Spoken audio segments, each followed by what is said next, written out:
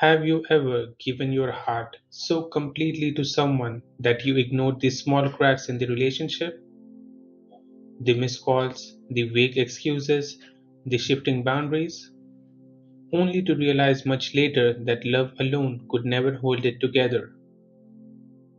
That's the story of Thomas, a man who believed in loyalty with every fiber of his being, and Charlotte, the woman who seemed to share his soul in conversation but not in action.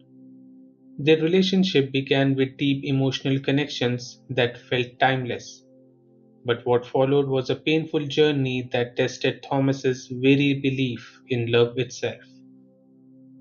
Thomas was the kind of man people called old-fashioned. He wasn't swayed by casual flings or the fleeting thrill of swiping right on strangers. To him, love wasn't just about passion or companionship. It was a sacred commitment, something to be cherished and nurtured with loyalty. Charlotte, on the other hand, seemed at first like the mirror to his soul. They met in the most unexpected way, not in a bar or a party, but through a mutual friend's late night group call. What began as polite small talk quickly evolved into something deeper. Charlotte had a way of asking questions that cut through Thomas's carefully guarded exterior. What do you think makes a person truly happy? She once asked him during one of their early conversations. Thomas paused, thinking carefully. Consistency, knowing that the people you love will always be there. That's happiness to me. And you?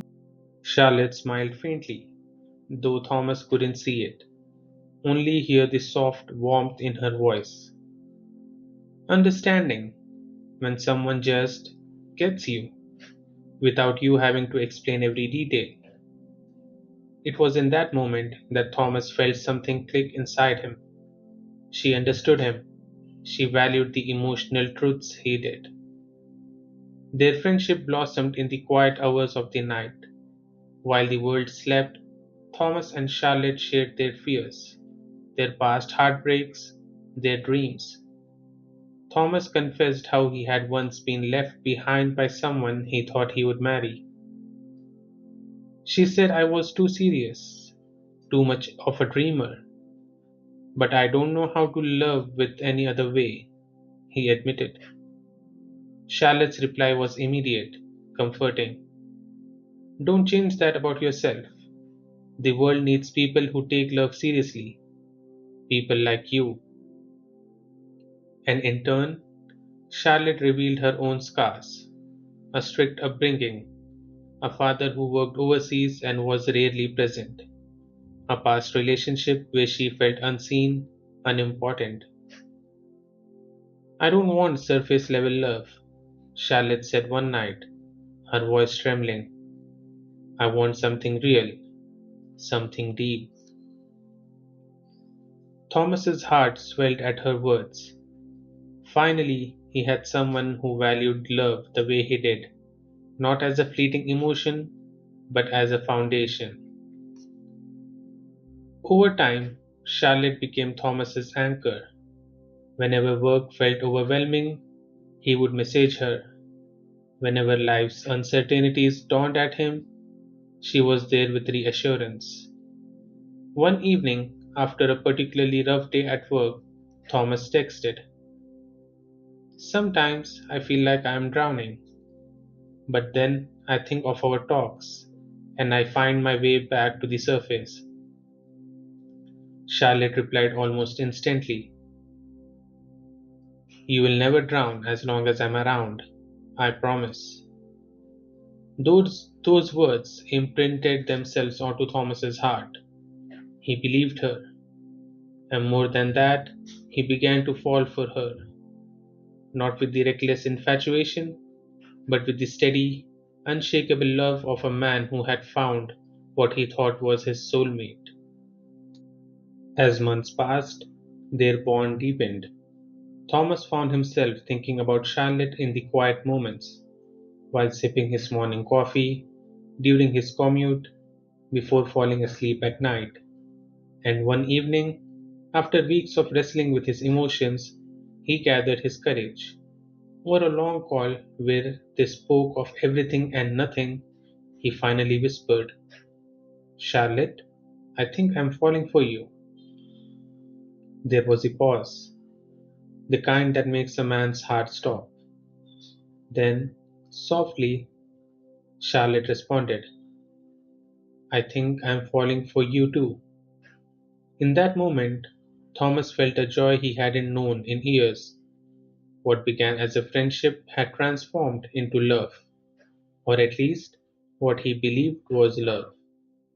Little did he know, the foundation he thought was so strong would soon show cracks that no amount of loyalty could mend. Thomas had never been the type to rush into things. His friends used to tease him for being overly cautious, the kind of man who would think 5 times before taking a decision.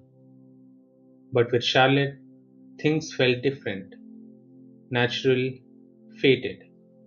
He had replayed the moment in his mind countless times, the words he would say, the way her eyes might light up, the relief that would wash over him if she said yes. And finally, one cool autumn evening, he decided it was time. They were sitting on a park bench, leaves falling behind around them, the world bathed in shades of gold and crimson. Their conversation had drifted from childhood memories to dreams of the future when Thomas suddenly grew quiet. Charlotte noticed. You're thinking too hard again, she teased. He smiled nervously, his heart pounding. Maybe, or maybe I've just been holding something in for too long. Thomas, she said softly, tilting her head. What is it? He took a deep breath. Charlotte, from the moment we started talking, I felt something different, something I have never felt before. You make me feel seen. You make me feel understood. And I don't want to imagine a life without you. Her eyes widened, her breath catching in her throat as he reached for her hand. I know this may sound sudden, but will you be my partner? Will you let me love you, not just as a friend, but as the person I want to build my future with? For a moment, time froze. Thomas braced himself for rejection, for hesitation, but then Charlotte's lips curled into a smile. Yes, she whispered, tears glistening in her eyes. Yes, Thomas, I want that too. Thomas felt a weight lift from his chest, replaced by a soaring joy. He pulled her into a gentle embrace, breathing in the scent of her hair, the warmth of her presence. For the first time in years, he felt complete. That night, they talked for hours, imagining what their future might look like. A small home, travels, traditions of their own. Thomas went to bed with his heart racing, convinced he had found his forever. But even in the glow of their new relationship, subtle signs began to appear.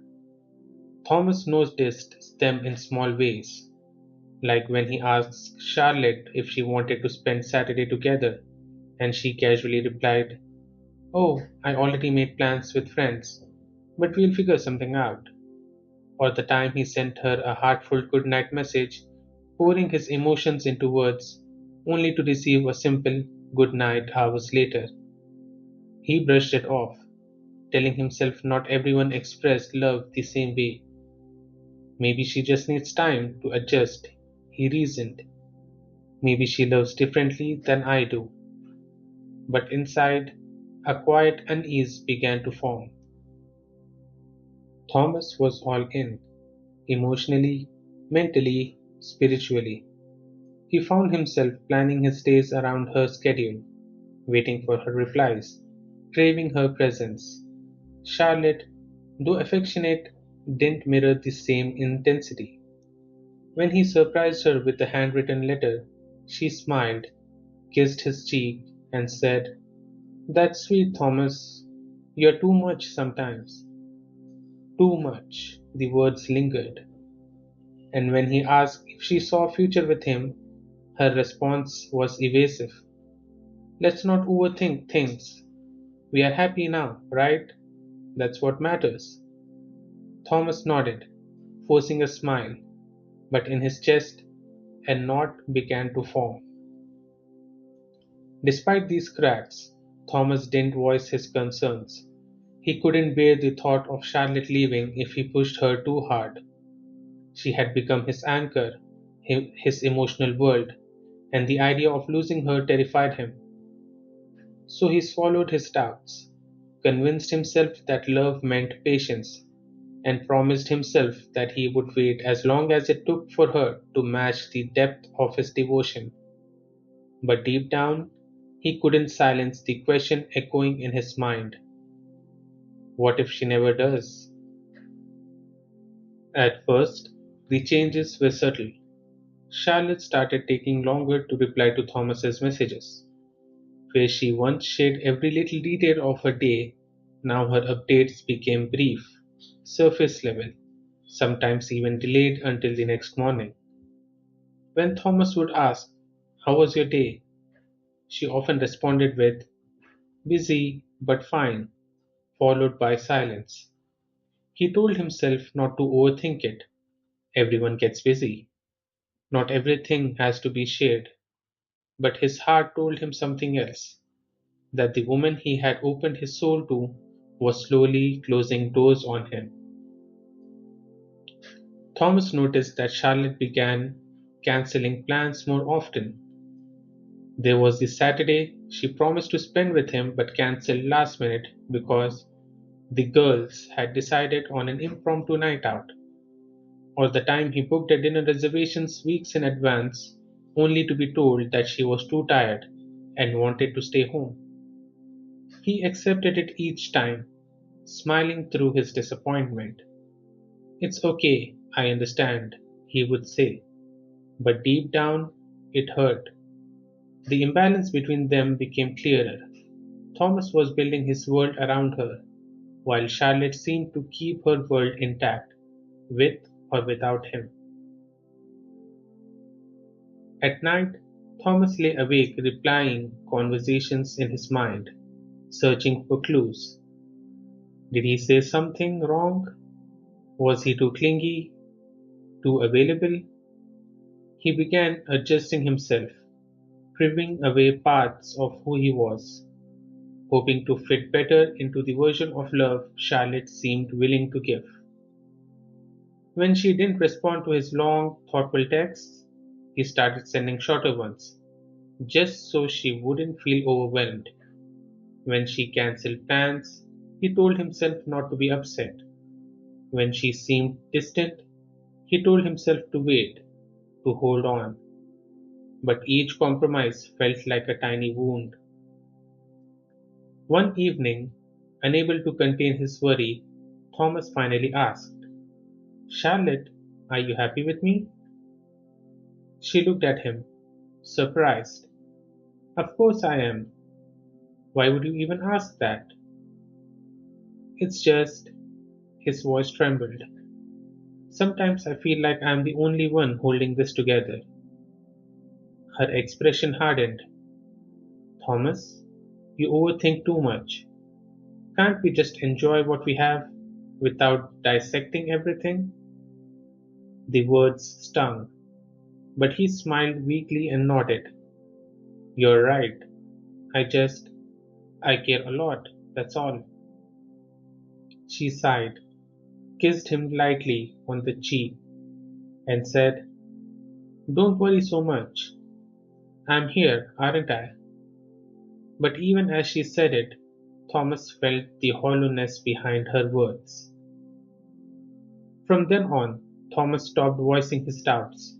He convinced himself that if he just loved her harder, gave her more space, made fewer demands, she would eventually come around. He became quieter about his needs, louder in his support of hers. He told himself that patience was proof of love, but in truth, it was fear, fear of losing her if he dared to ask for more. And Charlotte? She didn't push him away completely. She still laughed at his jokes, sometimes still held his hand in public, still called him sweet when he did something thoughtful. But Thomas couldn't shake the feeling that while he was fighting forever, Charlotte was simply living in the moment. The imbalance between them had grown, one heart beating desperately for two, while the other drifted further away. Thomas didn't know it yet, but he was standing on fragile ground, and soon the cracks would widen into something he could no longer ignore. When Charlotte told Thomas about her plan to move abroad for her studies, he forced a smile. He wanted to be supportive, to cheer her on, but his chest tightened at the thought of being oceans apart. She reassured him, saying, "Don't worry, Thomas, we'll make this work. We will call, we will text, and when things settle, I will visit, you will visit. Nothing will change." Her words sounded sweet, almost like a vow, and Thomas clung to them. He told himself that love, true love, could survive distance. At first, he tried to convince himself that the adjustment was temporary.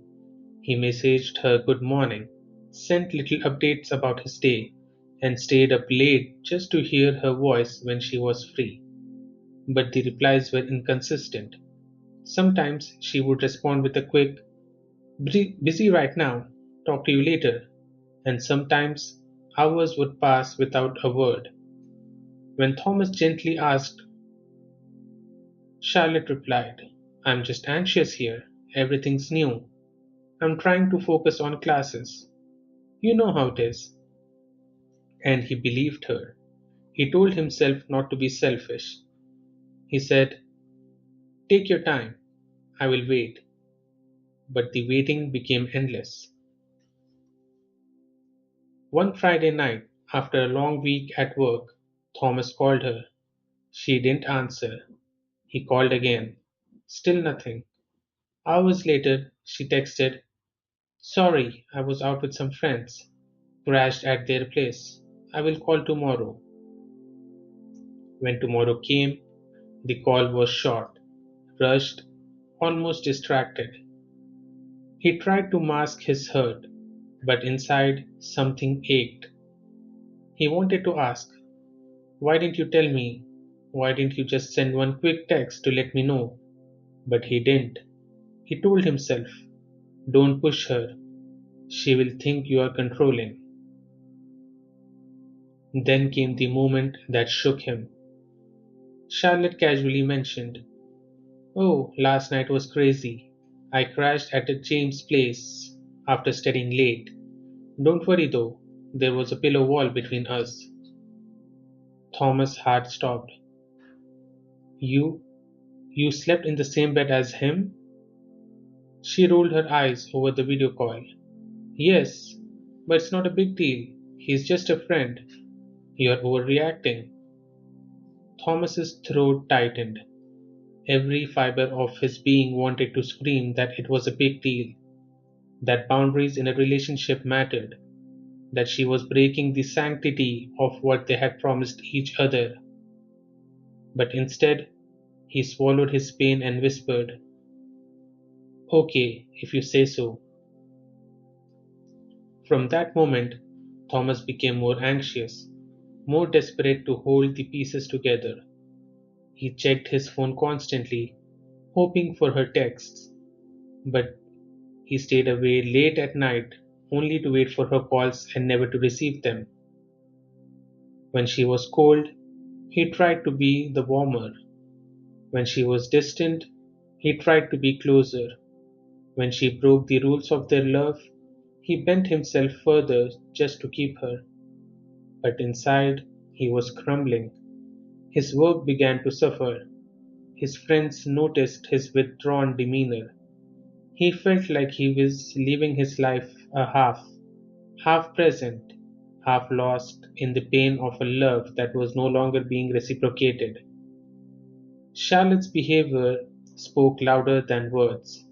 She did not respect the relationship the way he did, but Thomas couldn't admit it to himself. He loved her too deeply, too loyally, too completely. To let go would mean admitting that everything he had believed in, every promise, every dream of forever, was slipping away. And so he endured, silent, submissive, loyal to a love that no longer honored him. But the cracks had become too deep, and soon even Thomas could no longer ignore them. Weeks turned into months. The once bright spark of the relationship was now a dim, flickering flame that Thomas was desperately trying to shield from the wind. He sent her messages. Good luck with your exam today. I made your favorite pasta tonight. It reminded me of you. Just thinking about you. Hope you're okay. But replies came late, often short, sometimes not at all. And when she did respond, it felt obligatory, a courtesy rather than affection. Thomas found himself staring at his phone, refreshing, hoping, praying for a sign of love. When Charlotte did call, it often ended with Thomas feeling emptier than before. One night, he asked softly, Do you miss me? There was a pause. Then she sighed. Thomas, you know I care about you, but I can't sit around crying about missing you. I have a life here. Her words hit like a blade. He wanted to say, I'm not asking you to cry. I just want to know you still feel what I feel. But the words never came out. Instead, he nodded silently, letting her think his silence was acceptance rather than heartbreak. The final straw came one night when Thomas had a breakdown. He had been waiting all evening for her promised call. Midnight passed. Then 2 a.m. His chest grew heavy, panic swirling inside. He couldn't sleep, couldn't breathe, couldn't think of anything but her absence. Finally, at 4 a.m., a text popped up. Sorry, fell asleep at a friend's place after drinking. Talk tomorrow. His hands trembled as he read it. His mind screamed, how many more times will she do this? How many more nights will I sit here waiting while she dismisses me like I am nothing? That night, Thomas realized something. He was no longer in a relationship. He was in a one sided arrangement where his love was unconditional, but hers was casual, inconsistent, and dismissive. The next morning, Thomas stared at himself in the mirror. His reflection shocked him. He looked tired. He whispered to himself, this isn't love. This is me destroying myself. And for the first time, he thought not about losing Charlotte, but about losing himself. It terrified him, but it also gave him clarity. He couldn't keep living like this. When Charlotte finally called the next morning, cheerful as if nothing was wrong, Thomas listened in silence. She talked about her classes, about a party, about friends. He barely said a word. Finally, he interrupted. Charlotte, I don't think I can do this anymore. Her voice sharpened. What do you mean? Are you seriously giving up now? Tears welled in his eyes, but his voice stayed calm. No, I'm not giving up. I've already given everything I have. But you don't treat this like it's real. and I can't keep breaking myself while you break every boundary that matters. She scoffed. You're being dramatic. This is how things work in long distance. You just don't understand. His chest ached, but he replied firmly, maybe I don't understand your kind of relationship, but I do understand mine. And in my world, loyalty, respect, and efforts matter. You don't live by that, and I can't live like this anymore. And with that, Thomas hung up. He blocked her number, her social media, every possible contact. His hands shook, his heart ached, but for the first time in years, he felt a strange, painful relief. He wasn't just losing Charlotte that day, he was finally reclaiming himself. The days after Thomas ended things were agonizing. He expected relief, but instead, he felt waves of grief crash against him. Nights were the hardest. His phone would light up with messages from friends or work, but never from Charlotte, because he had blocked every path she could take back to him. And still, he would sometimes wake in the middle of the night reaching for his phone, forgetting that he had cut the cord himself. But unlike before, he wasn't waiting anymore. He was healing, slowly, painfully, but healing. Thomas buried himself in work. His co-workers noticed he was quieter, more withdrawn. He went from being the dependable optimist to the man who often stared out the window during lunch, lost in thoughts he wouldn't share. At home, he journaled. He wrote about the good times, about the promises, about the hurt. Each page became a grave where another piece of his heartbreak was buried. There were moments when the urge to unblock her nearly consumed him. He wanted closure. He wanted answers. But deep down, he knew the truth. Charlotte's answer would only be excuses. Her closure would only reopen wounds. So he resisted, telling himself, I walked away for a reason. I have to hold on to that. 8 months later, it was a cold evening when it happened. Thomas had returned home from work when his phone buzzed with a notification, a message request on social media from an unfamiliar profile. Curious, he opened it. The message read, Thomas, it's me, Charlotte. Please don't block me. I just want to talk. His stomach clenched. After 8 long months, the ghost of his past had returned. Her words poured out quickly. I'm sorry for everything. I was under so much pressure.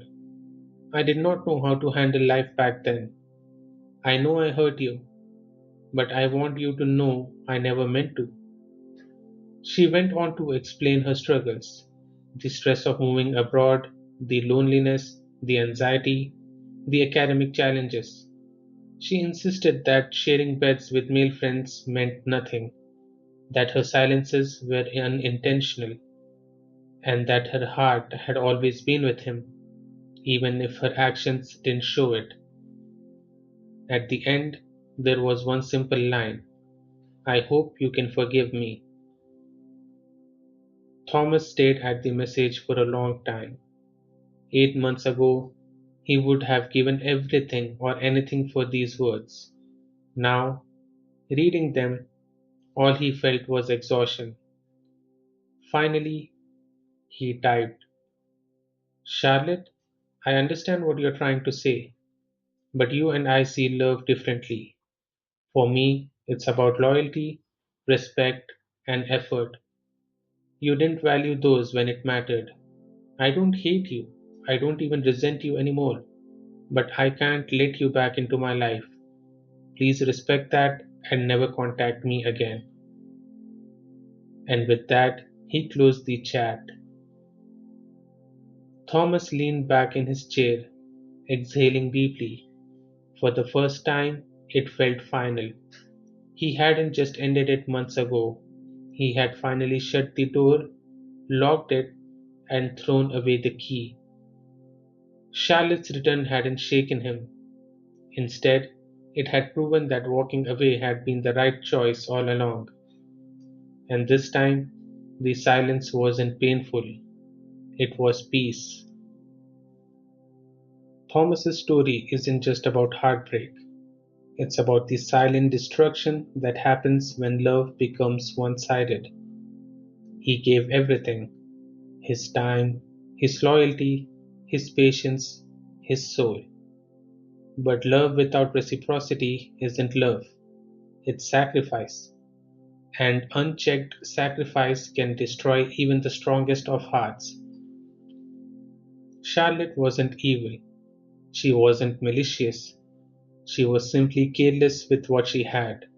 And when people are careless with love, it often costs them the very thing they thought would always be there. Thomas's journey shows us that leaving isn't always about weakness. Sometimes it's the bravest act of self-respect a person can take. He didn't just lose Charlotte, he reclaimed himself, and that is a victory, even if it came wrapped in a heartbreak. Common person perspective. If you think about it, how many of us have been in Thomas's shoes? Maybe not the exact details, the long distance struggles, the unanswered texts, the excuses, but the feeling of giving too much to someone who gave too little, the quiet fear of speaking up because you are scared they will leave, the painful hope that maybe, just maybe, they will change. Many of us have been there, and many of us know the truth Thomas finally realized. If someone cannot meet you halfway in love, no amount of patience, no amount of sacrifice, no amount of begging will ever make them. Because real love isn't about excuses, it's about showing up, even in the hard times, even when life gets messy, even when distance makes it difficult. Thomas's decision to walk away may have broken his heart, but it also saved his future. He made space for a love that will respect him, honor him, and cherish the values he holds sacred. And for anyone listening who's holding on to a one sided relationship, maybe Thomas's story is a reminder. You don't have to break yourself to keep someone else whole. Love is a two-way street, and if you're the only one walking, it's not love. It's loneliness disguised as devotion. Thomas chose peace over pain, self-respect over submission, and truth over false hope. And maybe that's the real lesson for all of us. And for all the viewers who have listened to the painful story of Thomas, know that you have stayed this far because this story has either resonated with you or touched your emotions. And if you prefer to hear such emotions comparing stories, do subscribe to the channel where we narrate stories that we, as humans, deal with in our lives. After every story, we also provide a grounded common person perspective that we all, as third person to a story, relate to.